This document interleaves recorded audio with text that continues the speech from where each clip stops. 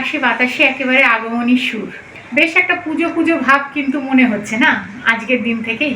সকালবেলা বীরেন্দ্র কৃষ্ণ ভদ্রের মহালয়া রেডিওতে শোনা শিশিরে শিশিরে শারদ আকাশে ভোরের আগমনী।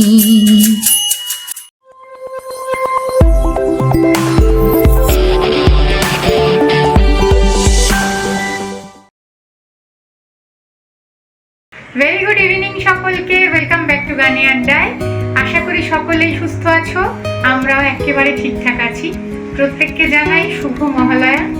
আকাশে বাতাসে একেবারে আগমনী সুর। সকালেই ভাবছিলাম গানের ভিডিওটা না পোস্ট করে দেবো, কিন্তু আমি বললো যে না, আমরা যেই সময় দিই সেই সময়টাতেই দেবো, তুমি বিকেলবেলা করে রাখো, আমাদের হয়তো দিতে দিতে কাল হয়ে যাবে। এবারে মনে হচ্ছে পুজোর মধ্যে বৃষ্টি থাকবেই, তবে আমরা যারা পুজোর সময় একটু আধটু ঘরের থেকে বেশি বেরোই তারা কিন্তু বৃষ্টি মাথায় করেও বেরোতে পারি। মানে বৃষ্টি হলে বেরোনোটা আমাদের পুজোর সময় বন্ধ হবে না, একান্তই খুব যদি ভেসে না যায়। হ্যাঁ, এবার হয়তো আমরা রাত জেগে ঠাকুর দেখা আমাদের হয় না, তবে বেশ একটা পুজো পুজো ভাব কিন্তু মনে হচ্ছে না আজকের দিন থেকেই। ছোটবেলার স্মৃতিগুলো তো মনে পড়ে। সকালবেলা বীরেন্দ্র কৃষ্ণ ভদ্রের মহালয়া রেডিওতে শোনা, তারপরে দূরদর্শনের চ্যানেলে মহিষাসুর মর্দিনী দেখা, এই দিনগুলো ঠিক ভোলার নয়। যতদিন দেহে প্রাণ আছে ততদিন এই দিনগুলো যেন স্মৃতিতে লেখা থাকে। আর আজকে সকালবেলা আমরা উঠে পড়েছি, আমরা কিন্তু বীরেন্দ্র কৃষ্ণ ভদ্রের মহালয়াও শুনেছি, দূরদর্শনের আমাদের ছোট্টবেলার মহিষাসুর মর্দিনীও আজকে স্পন্দনকে দেখিয়েছি। আমরাও দেখেছি। হ্যাঁ, আমরাও দেখেছি, ওকে বেশিটা দেখিয়েছি। আমরা কাজ করতে করতে দেখেছি যে এইটা আমরা দেখতাম, এইটা দেখ। এবার ওটা দেখে একটা প্রশ্ন হয়েছে, মা দুর্গা ঠাকুরকে প্রথমে কেন সিংহটা দেওয়া হয়নি? যাই হোক, সেটা আমিও ঠিক উত্তরটা দিতে পারিনি। তখন আমাদের ছোটবেলায় এত প্রশ্নও জাগতো না। হ্যাঁ, আমাদের দেখে ভালো লাগবে, আমরা ভাবতাম যে বাহ, খুব ভালো লেগেছে, দুর্গা ঠাকুরকে হেভি মানিয়েছে, মহিষাসুরকে অসুর অসুর মনে হচ্ছে, তাই না? এই সিরিজটা খুব ফেমাসও হয়েছিল, মানে সিরিজ তো নয়, সেই সময় তো ওরকম হতো আর কি, বেরোতো।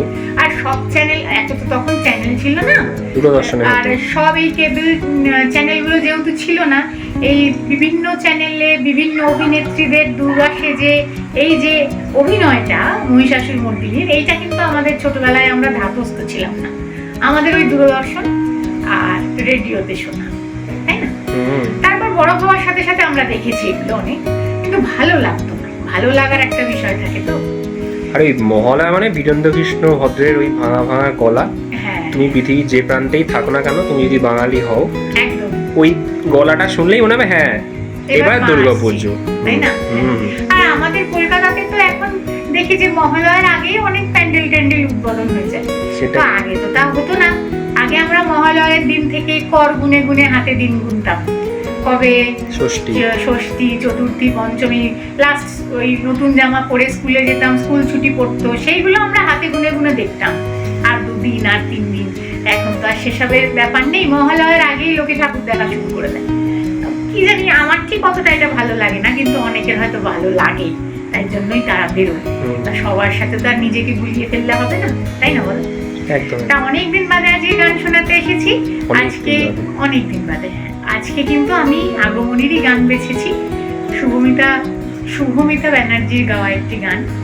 তো আমি আগেও বলেছি যে শুভমিতাদির গান গাইতে আমি ভীষণ ভয় পাই, আর কতটা ওনার মতো গাইতে পারবো সেটা আমি গানটা যখন বাছি তখন মনে করি যে একদম পারবো না। তারপর ভাবি যে একটু একটু করে যদি ভয়টা না কাটিয়ে এসব গানগুলো না গাই, তাহলে বরাবরই এই গানের প্রতি না একটা ভয় কাজ করবে যে না, এটা ধরবো না, এটা গাইবো না, যেমন পারি গাই না। হ্যাঁ, তোমাদের তো আমি বারবারই বলি যে গানের ক্ষেত্রে যদি মনে হয় যে কোথাও ভুল ত্রুটি হচ্ছে, তোমরা আমাকে শুধরে দিও, যে না এখানটা হয়নি, এখানটা আরো ভালো হতো। কিন্তু এই গানটা বেশ কঠিন আছে, মানে আমিও অ্যাকনলেজ করছি এটা। হ্যাঁ, আর ওনার ব্যাপারটা কি, মানে উনি তো কারুর গান গাইতে আমি ওনাকে দেখিনি। উনি যে কটা গান গেয়েছেন ওনার নিজের গান, আর উনি ওনার গানই গেয়ে কিন্তু প্রতিষ্ঠিত হয়েছেন। তো আমরা কি জানি, আমি ছোটবেলার থেকে, বা আমিও ধরো নিজেও ব্যক্তিগতভাবে, আমি যেমন আশাজির গান গাইতে ভীষণ পছন্দ করি, তাই না? আমি ফোক গান গাইতে ভীষণ পছন্দ করি। তো আমি এরকম শুভমিতাদিকে দেখিনি যে আশাজির বা লতাজির কোনো গান উনি গাইছেন। এক্সেপশনাল রবীন্দ্রসঙ্গীত ছাড়া। রবীন্দ্রসঙ্গীত উনি গেয়েছেন, অনেকেই রবীন্দ্রসঙ্গীত গিয়েছে, উনিও গেয়েছেন, কিন্তু উনি যে যে গানগুলো থেকে নিজেকে প্রতিষ্ঠিত করেছে সেগুলো কিন্তু ওনারই গান, মানে এমন না যে কারুর গান গেয়ে উনি প্রতিষ্ঠিত হয়েছে। যাই হোক, তাই ওনার যে দক্ষতাটা এই গানের ক্ষেত্রে থাকবে সেগুলো তো আমাদের থাকবে না। তার শুভমিতাদের এই গানটার কিন্তু প্রধান হচ্ছে তবলা। গান যদিও একটা শিল্পীর দক্ষতার উপরই ভালো হয় শুনতে, কিন্তু তার সাথে সাথে বাদ্যযন্ত্রগুলো যদি না থাকে তাহলে কিন্তু সেটা শুনতে শ্রুতিমধুর লাগে না। তো এই গানটার ক্ষেত্রে কিন্তু তবলা ভারী সুন্দর করে বেজেছে। কিন্তু তোমরা জানো যে আমার এখানে গানের সাথে তালিম দেওয়ার মতো বা সঙ্গত বাজানোর মতো তবলার এমন কোনো মানুষের সাথে আমার এখন পরিচয় হয়নি, তাই আমার গানে তো তবলা বাজে না। আমি যেটুকু পারি সেটুকু নিজের মতন বাজাই, কিন্তু এক্ষেত্রে তবলার বলতো আর আমি জানি না। তাই ভুল বাজানোর থেকে আমার মনে হয়েছে যে এই ক্ষেত্রে ওই আমি যে টুকটাক জিনিসগুলো বাজাই সেগুলো না বাজিয়ে এই গানটার কিন্তু সঙ্গতে আমরা একটা ওই ঝুনঝুনি, মানে ওই যে যেটা অয়ন আর কি আমার সাথে বাজিয়ে দেয়, আর একটু করতাল, এই দুটো আজকে আমার গানের সাথে বেজেছে। কিন্তু আমি মনে করি যে এই গানটার সাথে যদি একটু তবলার সঙ্গত হতো তাহলে হয়তো গানটা আরো শুনতে বেশি শ্রুতিমধুর হতো। যদি তোমাদের গানটা ভালো লাগে তাহলে অবশ্যই একটা লাইক করে দিও, আর যদি কোনো মতামত আমাকে দেওয়ার থাকে কমেন্টসে জানাতে পারো। খুব তাড়াতাড়ি আবার পরের দিনের ভিডিওয়ে তোমাদের সাথে আমার দেখা হবে।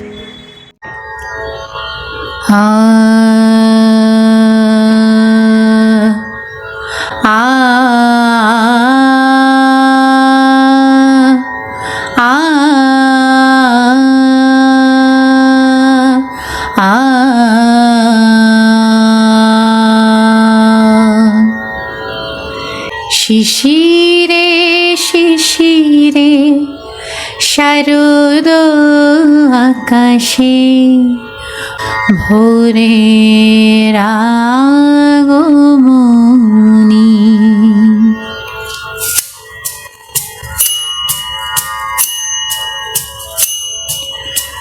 শিশিরে শিশিরে শারদ আকাশে ভোরের আগমনী। শিউলি ছড়ানো দিনানিশে, শিউলি ছড়ানো দিনানিশে চিরদিনে বাণী ভোরের আগমনী। শিশিরে শিশিরে শারদ আকাশে ভোরের আগমনী।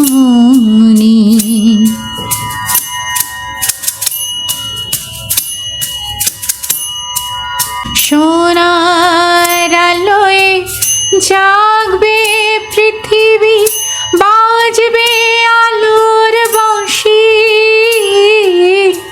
সোনার আলোয় জাগবে পৃথিবী, বাজবে আলোর বাঁশি। আকাশ পটে মহামায়ার ভুবন মোহিনী হাসি। দিকে দিকে আজ উঠবে বেজে, দিকে দিকে আজ উঠবে বেজে মায়ের পদধ্বনি। শিশিরে শিশিরে শারদ আকাশে ভোরের আগমনী। শিউলি ছড়ানো দিনানিশে, শিউলি ছড়ানো দিনানিশে চিরদিনে বাণী ভোরের আগমনী। শিশিরে শিশিরে শারদ আকাশে ভোরের আগমনী। বিশ্ব আজকে ধ্যান মগ্ন উদ্ভাসিত